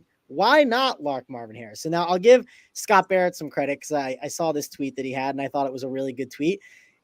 Wide receiver ones versus the Commanders over the last 16 games. Okay, I'm going to rattle through this for you guys, so let me Let me take the floor. Jamar Chase, 6 for 118 and 2 touchdowns. Malik Neighbors, 10 for 127 and a touchdown. Mike Evans or Chris Godwin both had 22 PPR points. CeeDee Lamb, 13, 98 and 2. Brandon Ayuk, 7, 114 and 1. Cooper Kupp, 8, 111 and 1. Tyreek Hill, 5, 157 and 2. CeeDee Lamb had 4, 53 and 1. The only bad option. Then Darius Slayton, 4, 82 and 1. Tyler Lockett and Metcalf both had over 90 yards. The Patriots receivers were pretty bad, so that doesn't count. So I guess there's 2 that weren't great. I'll throw that one away. Yeah. You can throw that one away. It's the Patriots, though. A.J. Brown, Devonta Smith had a combined 15, 229, and 3. Darren Waller, who was the number 1 option at the time, had 7, 98, and 1. Drake London had 9, 125, and 0. DJ Moore, 8, 230, and 3. And then, again, A.J. Brown and Devonta Smith, 253 and 2. Like, wide receiver ones just print against the Commanders, right? Like it's just the fact. We've known attack the Commanders with defensive backs. They now have a quarterback that can actually push the other team's offense as well. And instead, Snyder wants to play some dude that wasn't playing on the field, Mr. Elijah Higgins. Well, we can just play Marvin Harrison. 6 touchdowns in this game. Can I make a counterpoint? Can I make a counterpoint to that? Elijah Higgins basically is a wide receiver. Sure. He's built like him. Yes, he is. But what I'm getting at is you could have Marvin Harrison. While everyone wants to play Nico Collins, everyone wants to play Rashee Rice. All these other options. Marvin Harrison. But I'm telling you, Snyder, you can hit the lock button on Marvin Harrison and just print the money and move on. That's all. I mean, I'm just saying, load up on Marvin Harrison. He's a better player than your boy Nico Collins. If you want to do a little lunch bet on that, I know you don't want to, but if you do, I'm down. And I think Marvin Harrison's really good. Nico and Marvin Harrison to save the money at tight end. You get 10.6K. You can just lock both those guys and get all 5 touchdowns, maybe. Again, you're going to lock a position that you have not been able to predict. I'm not saying Elijah Higgins is a bad play because I think he is in play. I will have exposure, but I just think locking him is crazy. But anyways, I'll keep going. James Conner, obviously a leverage play on some of these Cardinals and stuff on Kyler Murray. I said it earlier, Kyler Murray and Jaden Daniels, both of these guys will have between 30 and 40% ownership in tournaments. They're good plays, but if you want to get overweight on Kyler Murray and Jaden Daniels, you're going to have to play 40% of each, right? So at the end of the day, I think you're just going to get more even with the field or slightly underweight, maybe slightly overweight. That's you can't get to 50, 60. I just think that's wrong because then you won't have exposure to anyone else. But okay, Commander side of the ball. Robinson is obviously a pretty good play. No Austin Eckler. You got to have some exposure to him. I like the Luke McCaffrey call. I'm high on Luke McCaffrey. He's one of my best ball guys that I'm very high on. So I will definitely get a little sprinkle of him. I think he's worth it at the price. And, he helps, get you Nico Collins and Marvin Harrison if you want, Snyder. So he likes Luke McCaffrey like me, though. So we're fans of that. And, of course, Jaden Daniels is a good play. And then last they mentioned is Zach Ertz. I don't know what to do with Zach Ertz yet because it just feels so gross playing him. But at least it's week 4, right? It's week 4. So if I got something for you. I got something for you. Okay. So talk to me about Zach Ertz because I don't really want to play him. Right, 2 words. Revenge game. Yeah. Yeah. I mean, it's a revenge week, right? I'll take Higgins versus Ertz straight up. You can have the 900. I'm on your side, Snyder. I really like Higgins. I do think playing into that uncertainty does help a little bit too, where Elijah Higgins is going to be, I think, more popular in sharper contests, higher price single entry than the lower stake stuff. Because you ask anyone who Elijah Higgins is, they don't really know, right? And Higgins has looked good in his limited snaps, so far this season. I do think that it needs to be said that I think he's talented. With no Trey McBride there, we know how much they want to throw to the tight end quite a bit. I'm with you on Higgins. The thing is, though, one thing I want to mention about Washington, that's a team that you don't really get to watch a lot of because they're never on a primetime game. Watching them against Cincinnati was one of the first times where I just sat down and watched one of their games.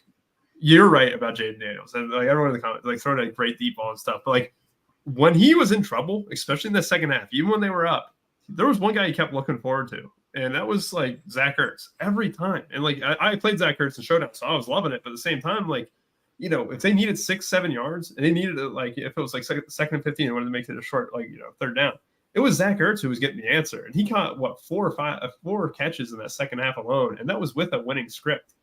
So I really like Ertz overall. And I think in a game that they're trailing, you know, it was kind of like that way in the Giants game, but not really. Like, he could be one where he just randomly has like 7 for 50 and 1, or, you know, even more than that. And that's if they have to throw the ball.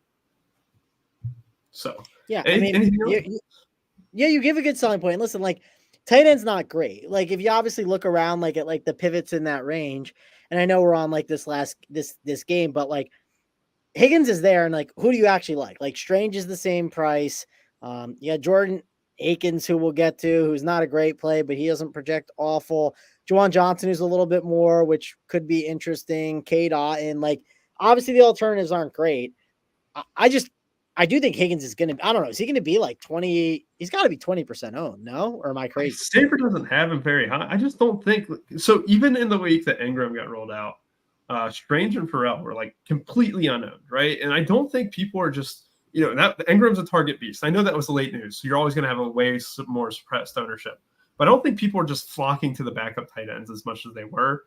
And we've kind of already mentioned it. Like, you go around this 3K range, there's multiple options. I think people want a piece of this game, but I don't think Higgins is like the first guy they think of at all. Yeah, well, I mean, I definitely want a piece of that game. I'll take a piece of Elijah Higgins. I know Snyder wants the full load of Elijah Higgins, so I'll let him take the full load there. All right, perfect. Yeah, taking full loads. All right, so let's go to Chiefs and Chargers.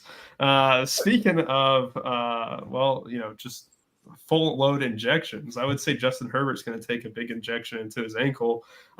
Sat out much of the second half against the Steelers last week, and that kind of derailed the game for the Chargers. He looked very good in the first quarter, first half. They did really well. They were moving the ball against that Steelers team, and then Herbert got hit, and he was down for the count, and Heineke came in. Didn't do a bad job, but certainly isn't Herbert. He's 5,500. This Chiefs defense isn't one I like to target against. With the Chargers side of the ball, I was wrong coming into this year. I thought they'd be a little more pass happy. They weren't. They've been running the ball quite a bit, and that's even with Dobbins and Gus Edwards getting a large chunk of it. Dobbins is a clear RB1. On the Chargers side of the ball, or Chiefs side of the ball, Rashee Rice is definitely the main guy. I am convinced that Travis Kelce is playing his way into shape, and that's it. Like, this offense hasn't been like, you know, dynamite at all. I mean, the most electric that we saw it was in that first half against the Ravens. Even then, it was a couple big plays by Xavier Worthy and whoever else. I think Rice had a big first half of the game. But really, I don't like this game. I mean, outside of Rice, I don't have a ton of interest. McConkey's fine under 5K, but really, it's kind of Rice, McConkey, and then just kind of move on. Travis Kelce, he's not himself right now. I think it's going to take him until week 9 or 10 before he starts putting up numbers, because why does he care about football? He certainly shouldn't, it seems. Mangone, you're up first. Yeah, this is the guy I kind of think I'd rather have over Nico Collins is Rashee Rice. Like, he's just playing an extension of the run game. They're clearly using him a ton on those like there's just like screenplays just to get him in open space. I think Rashee Rice is a really strong play here. So he's someone I'll definitely like a lot. Not gonna play anyone else on the Chiefs side of the ball. Like, if I somehow get some Kelce, like, would I exit? No. I know you don't love him, but like, if I got him, like, I wouldn't exit completely, right? I'm sure it's like one of those things when I run everything on Saber, if I got 5%, I wouldn't X him out. Just 'cause I know he's Travis Kelce, and I think he could turn it any week, but not saying I'm predicting it, not like improving his projection. And his current projection, I'm probably not going to get much. So, Chargers side of the ball is tough.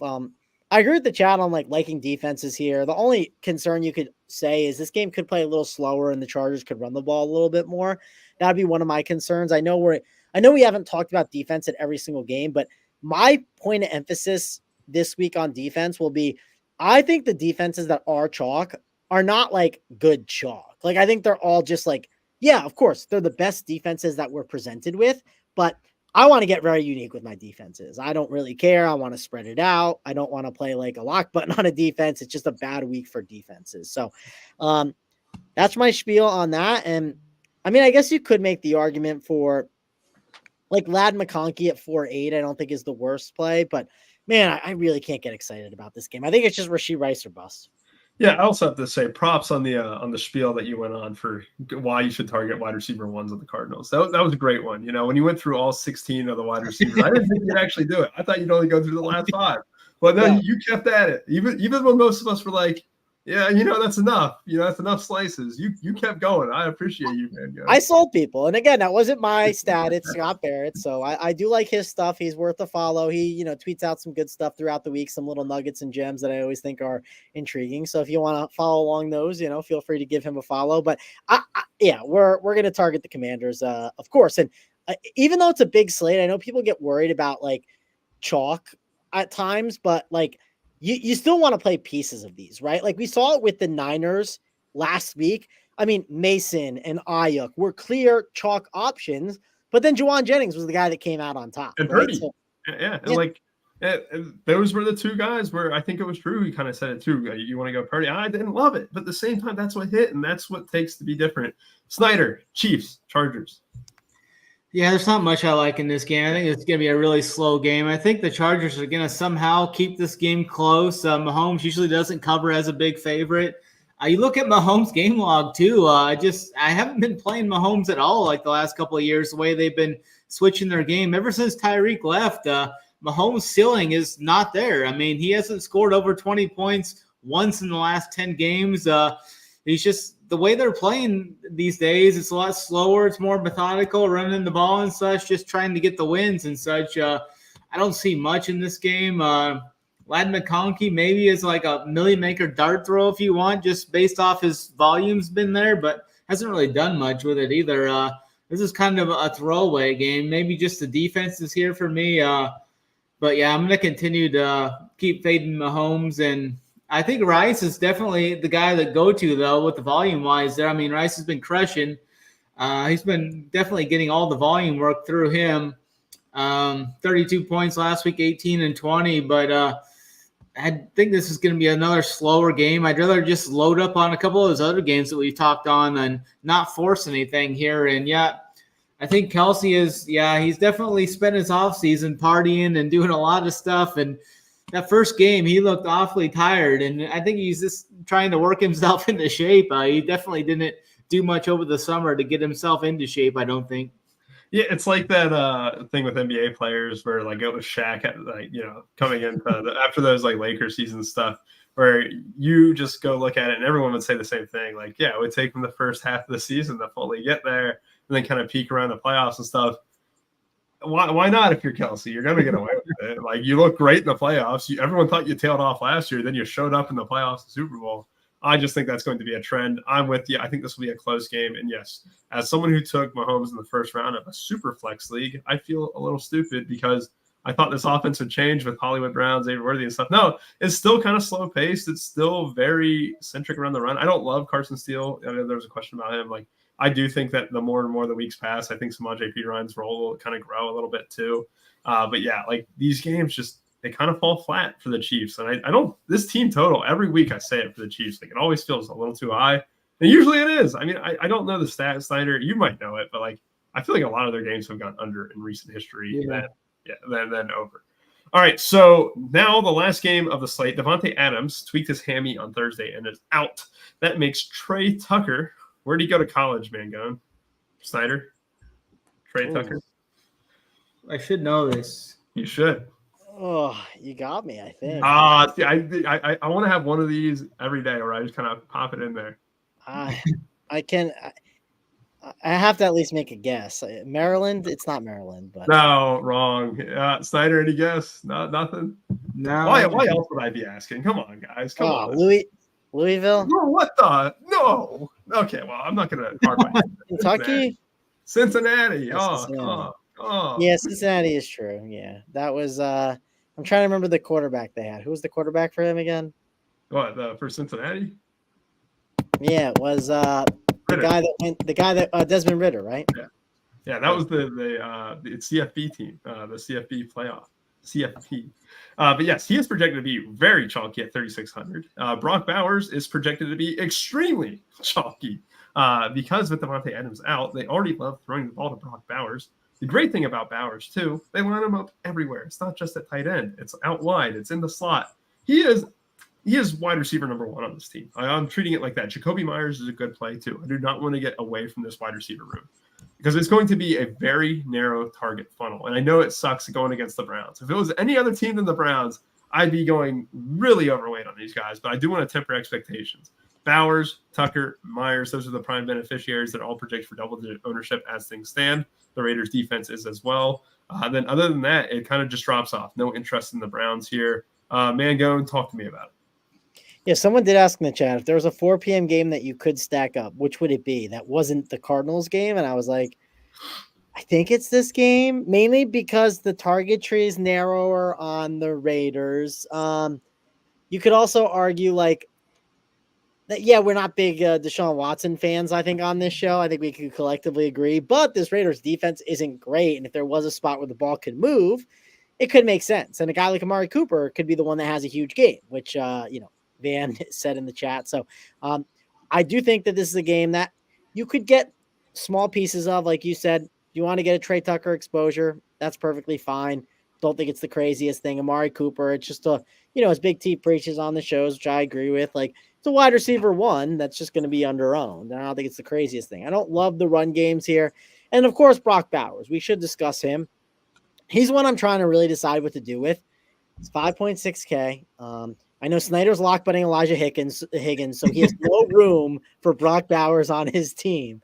But he's going to be very high owned. I mean, he's going to be 33%. You're telling me a third of the teams have him. Yes, I know he's a generational talent and everything, but could this game just be a final score of like 13-10? Like, could Trey Tucker be the guy that just like rips like an 80-yard touchdown and like, yeah, he's not for sure on the Millie Maker winner with that performance. He could be, but like it hurts Brock Bowers' chance of being on the field. I mean, there's certainly ways that this game could easily just be ugly and not get there. But the main guys I would look at is Tucker as a value. Bowers is obviously a chalky option that you have to make a decision on. For me, if he's going to be 33%, I'm going to be under the field on that. And then I guess Amari Cooper is not the worst play. This is what sucks doing the Millie show is like, I love Bowers. I love him as a player. I love him as a fantasy option. But at the same time, you're right. It's like ownership plays so much into it. And you're like, yeah, I mean, that is a very high ownership for a rookie tight end in a tough spot. I'm going to set up the table for you, Snyder, because, a lot of people look at Browns games and they're like, gross, right? Who can blame them? I'm going to bring you back to October 22nd last year and a game that no one thought would shoot out, a game with Gardner Minshew going against the Colts and PJ Walker, going against the Colts, Gardner Minshew going against the Browns. 39-38 Browns. Can Gardner Minshew do a repeat on a game where everyone thinks sucks? Everyone is not going to stack it, but it's the late hammer that gets it done. Yeah, I don't really like this game that much. I do like Trey Tucker some. I think he's a good value option there.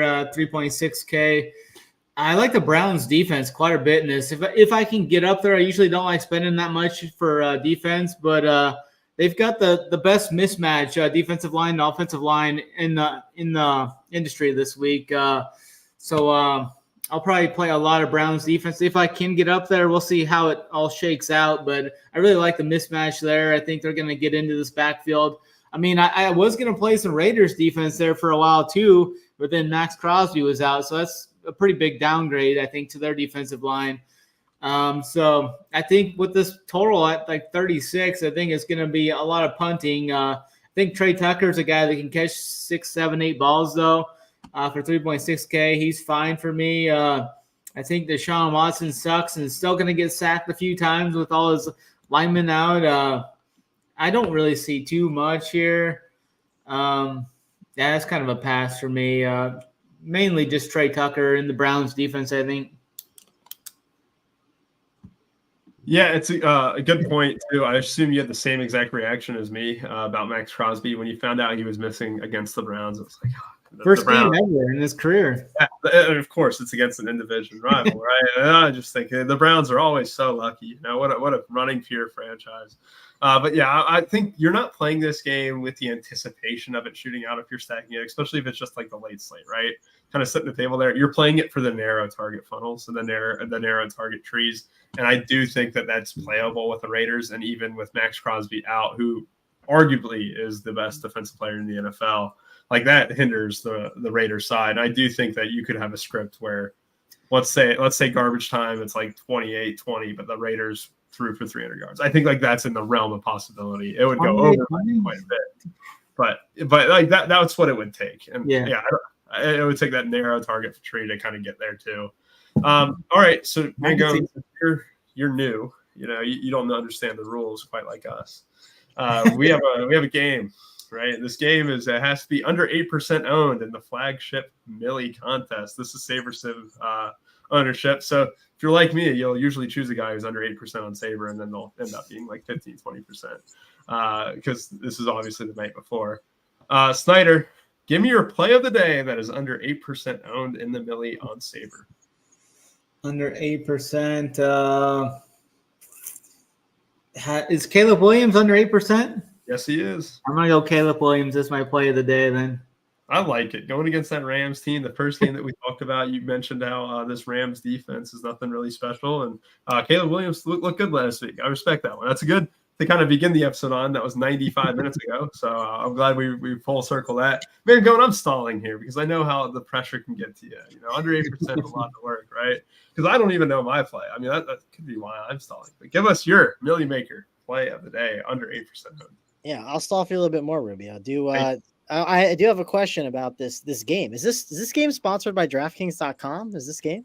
This game is sponsored by DraftKings. All right, I'll just check it. DraftKings.com. Go check it out. So KNB.co/RPS. Yeah, use that code RPS. So. Right here. Yeah, right over there. Or no, there. Yeah. I'm blending in with the graphic. Anyways, so I would give this guy. I can't give this guy. I can't give Marvin Harrison. He's going to be over that 8%. That's the unfortunate part. I gave my song and dance, but I wanted to hammer that home one last time. He's a great play. The guy I'm going to go with is, we just talked about it. We talked about Brock Bowers. The chat said it. He's 33%. We have to have a conversation about it. Snyder can't have a conversation about it because he's locking Elijah Higgins, so he's not allowed to play this game. But we can have a conversation about it. Brock Bowers is going to be 33% owned. Who is a direct pivot? We just saw the Niners have a big game. Let's go to George Kittle at 5.5K. I mean, it's going to be, I'm seeing 3% on Saber. We'll see if he jumps above that. Also, when you play the Patriots, we worry about Gonzalez as one of the receivers. I've seen Gonzalez. He can't cover George Kittle. I can tell you that, but he'll be on Ayuk. He'll be on Debo. I don't have to guess. I'm just going to play George Kittle, and he's going to print. So that'll be my 8% or lower play of the day, presented by DraftKings. Presented by DraftKings. Great job. Great job, Ango. I was not expecting the word George Kittle to come out of your mouth there. Keeping us on our toes. I love it. I am going to go. I don't know if I can commit to it. A guy I was very high on in best ball, and a wide receiver that I might have a little bit of interest in, Jonathan Mingo. I think he sees the direct benefit of Adam Thielen being out. I think Mingo is also someone for PPR sites like DraftKings. You're going to get a lot of short yardage catches that could bust into longer catches. You saw it last week. The Bengals do struggle tackling anyone with the ball, and I think Mingo gets the ball in his hands quite a bit. I like his over 3.5 receptions prop as well. It's going to be, I think, pretty unowned. Andy Dalton look good. This Bengals defense is gettable. Mingo has a big day tomorrow. All right, guys, I appreciate you, Mango. Thank you for filling in, Snyder. Thank you as always. I know that we went almost 100 minutes here. That was not planned. I apologize, but good luck tomorrow. I hope you guys have success. If one of us doesn't win the million, then I definitely hope it's one of y'all, and bye-bye.